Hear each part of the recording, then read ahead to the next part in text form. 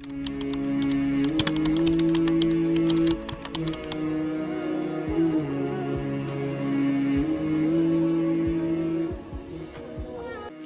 ও মুসা এর ঘটনা মানবজাতির জন্য শিক্ষা ও উপদেশ। ফেরাউন ছিল মিশরের অত্যাচারী রাজা, যিনি নিজেকে ঈশ্বর দাবি করতেন। বনি ইসরায়েলের নবজাতক ছেলেদের হত্যার আদেশ দিলে মুসা কে তার মা নীল নদে ভাসিয়ে দেন।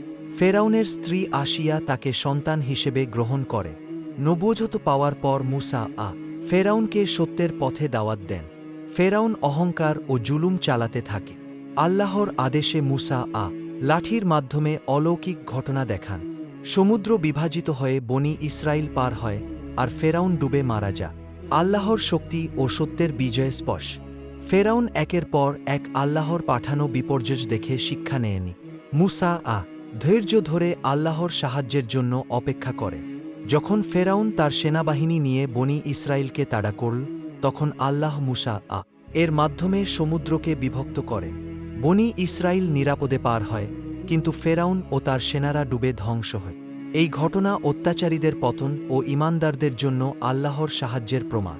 যদি আমার এই ভিডিওটি ভালো লাগে তাহলে চ্যানেলটা সাবস্ক্রাইব করতে ভুলবেন না, এর একটা কমেন্ট